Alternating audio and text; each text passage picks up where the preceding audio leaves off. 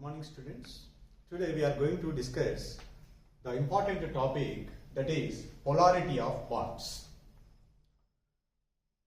So far we discussed the atoms combined together with the different chemical bonds, namely covalent bond, ionic bond, coordinate covalent bond in some cases. Suppose in between the two atoms, if a covalent bond is formed, so that covalent bond is not possible 100% between that atoms. That means the existence of 100% of covalent bond or ionic bond between combining atoms, it is an ideal situation. But in reality, in between any two atoms, so along with covalent bond, some percentage of ionic bond is also present. Suppose in case of ionic bond is present between the two atoms, there should be some covalent characteristics exist. That means the ideal situation, that is 100% covalent bond between the two atoms or ionic bond is not exist. So in reality, definitely between any two atoms, along with ionic bond, some covalent character exists. So if a covalent bond is exist between the two atoms, there should be some ionic character is also present. For example, let us take the hydrogen molecule, you know very well. This hydrogen molecule is formed by the combination of two hydrogen atoms, hydrogen and hydrogen. Each atom is contributing single electrons towards shared pair. As a result, the bond formation takes place between the two hydrogen atoms. So now here, both the hydrogen atoms are having the same electronegativity. That's why both are having the same tendency to attract the shared pair of electrons present between these two hydrogen atoms. So that this shared pair of electrons does not displace towards any one of the hydrogen atom. This shared pair of electron is exactly situated, at the center of between these two hydrogen atoms. In that case, this bond, whatever it is present, the bond present between these two hydrogen atoms is called as non-polar covalent bond. Non-polar covalent bond. Because here the shared pair of electrons does not displace towards any one of the hydrogen atom. It is exactly situated at the center of the two hydrogen atoms. That's why these two hydrogen atoms does not carry any charge. So that's why that is said to be non-polar nature. The bond present between these two hydrogen atoms is called non-polar covalent bond. For example, let us take a molecule which is a combination of the two different atoms. Say HCl molecule is there. You know very well. HCl molecule is formed by the combination of hydrogen and chlorine.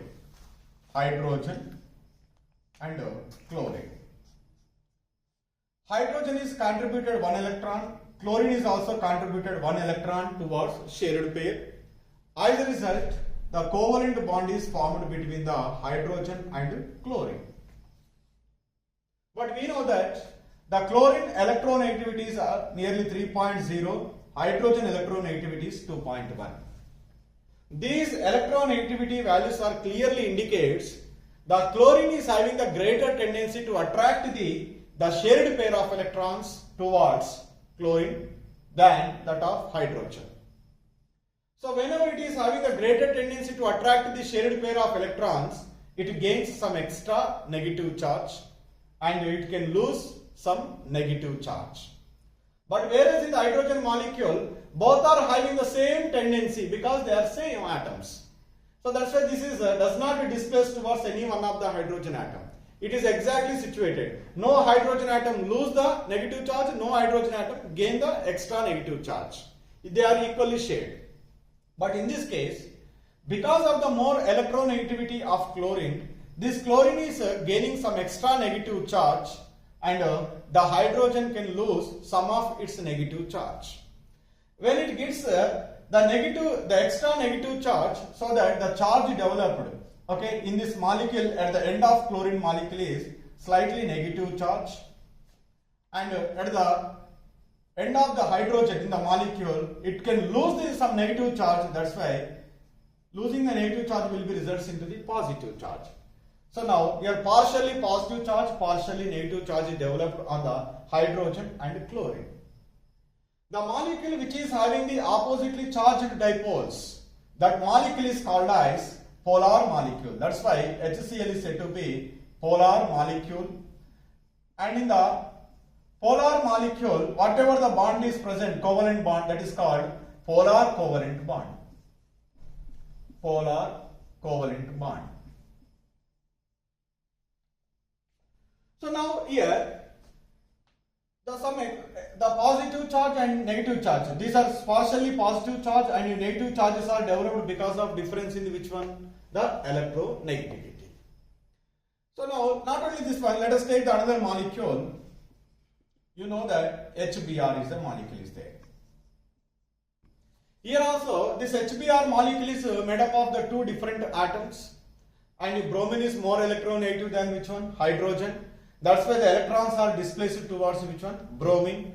The bromine gets the slightly negative charge and hydrogen gets the slightly positive charge. Then the oppositely charged dipoles are developed. Then HBr is also said to be a polar molecule. And in the polar molecule, whatever the bond is present, that is called polar covalent bond. Whether in HCl or HBr, along with the covalent character, some ionic character is there. So that's why in between any two atoms, 100% covalent bond or 100% ionic bond is not possible. If it is present, that is an ideal situation. Definitely with percentage, some percentage of covalent character is there in addition to the existence of ionic bond. Some percentage of ionic characters exist in addition to the covalent character. So here HCl and HBr are both are said to be polar molecule. Whatever the bond present in this one is called polar covalent bond. Whereas in this hydrogen molecule, so the non-polar covalent bond is present. Let us take the oxygen molecule is there. You know very well. Oxygen molecule is the combination of the two same atoms. That's why both are having the same electronegativity. Here the electronegativity is same, that causes there is no displacement of electron density towards any one of the oxygen atom. So that no dipole is developed. That's why the bond present between the two oxygen atoms is a non-polar covalent bond. For example, carbon monoxide is there.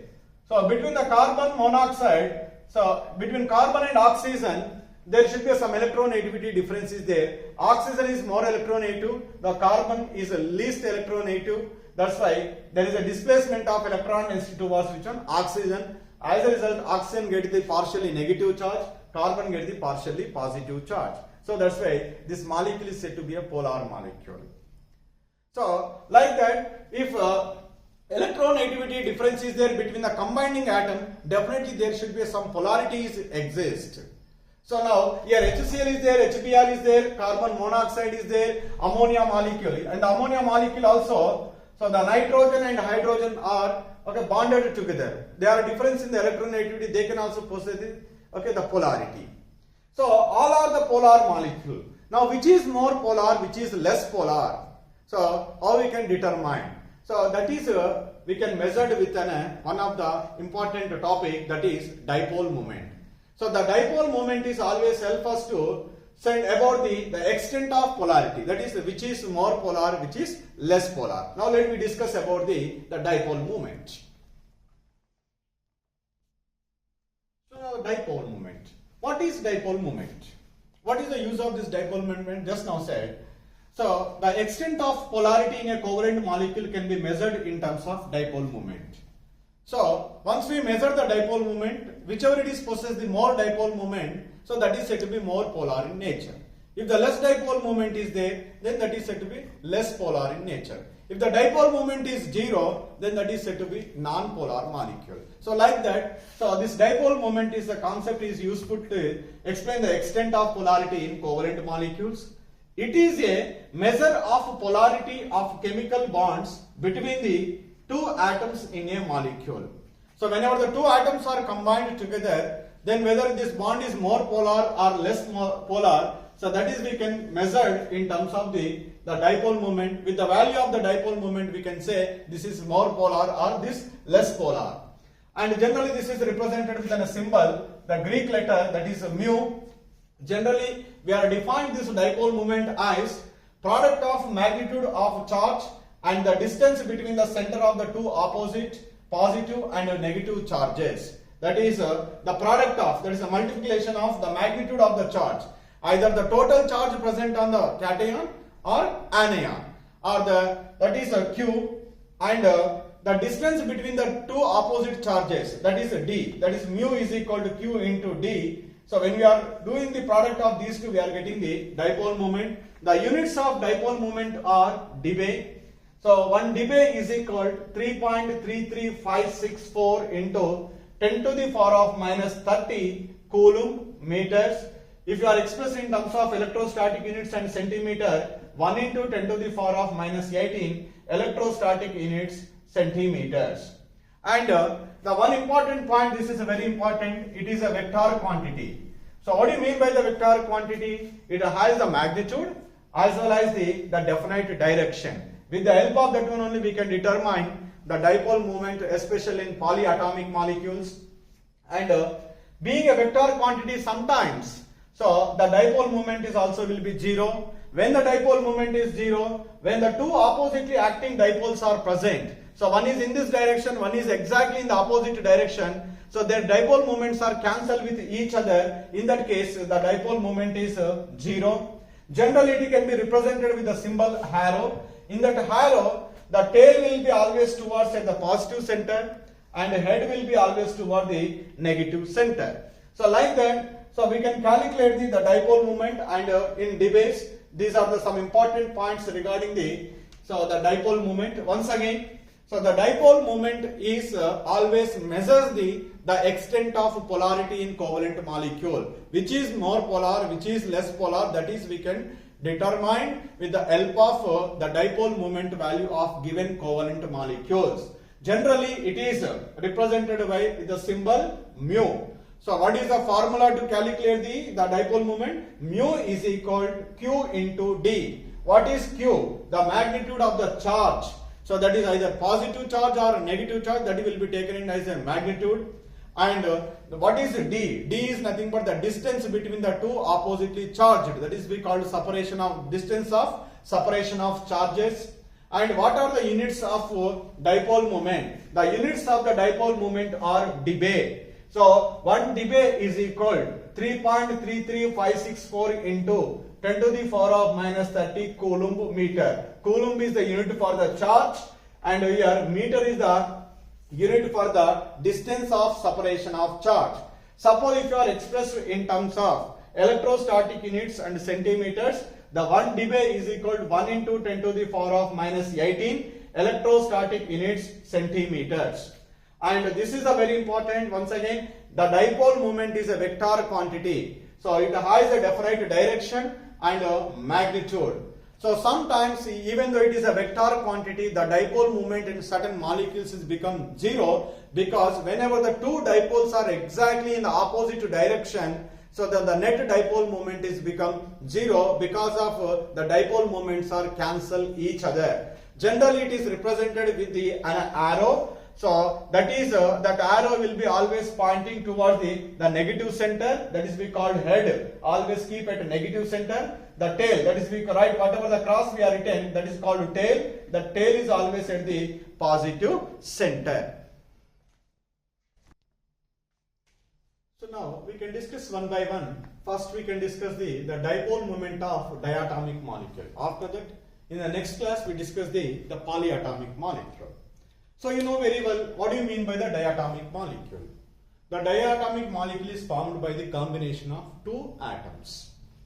So in that case, in diatomic molecule, only one bond is present. If that bond is polar, then the molecule is also said to be polar. If that bond is non-polar, then that molecule is also non-polar. When the non-polar, when the combining atoms are same, so in that case, so that molecule is said to be non-polar. But most of the molecules are formed by the combination of different atoms. So in that case, definitely there should be some electronegativity difference. So that electronegativity difference causes the displacement of the electron density towards most electronegative atom. As a result, so the most electronegative atom gain the extra negative charge, and least electronegative atom loses some negative charge. Consequently, partially positive charge and partially negative charge is developed on the least electronegative atom and most electronegative atom respectively. So the molecule which is having the partially positive and negative charge at both the ends in a molecule is called dipole. The bond present between, so the two atoms in that molecule is called polar covalent bond, and that molecule is called polar molecule. So now in that polar molecule, so definitely the dipole moment of that molecule is equal dipole moment of bond, because only one bond is present. That's why in case of diatomic molecule, dipole moment of a bond is equal dipole moment of a molecule. For example, here HCl is there. Just now I said HCl. HCl molecule is the combination of hydrogen and chlorine. So now chlorine is more electronegative than hydrogen. That's why this electron density is displaced towards chlorine. As a result, it gets the slightly negative charge and it is get the positive charge. Now, what is the dipole moment of this bond of HCl? Okay, molecule is nothing but dipole moment of HCl molecule is equal dipole moment of HCl molecule is equal dipole moment of HCl bond. HCl bond. That is. So the displacement of the electron density we can show with like this, pointing towards the negative center. The tail is at the positive center, like that.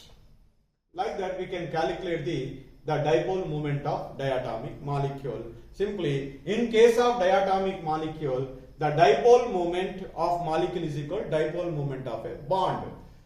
And another important note here, one more. The magnitude of electron negativity difference reflect the degree of polarity. So wherever the difference of electronegativity is more, so greater polarities exist. That molecule can be exhibiting more dipole moment. So that is, greater the electronegativity difference between the elements forming the bond, greater will be the charge separation, greater will be the polarity of a molecule.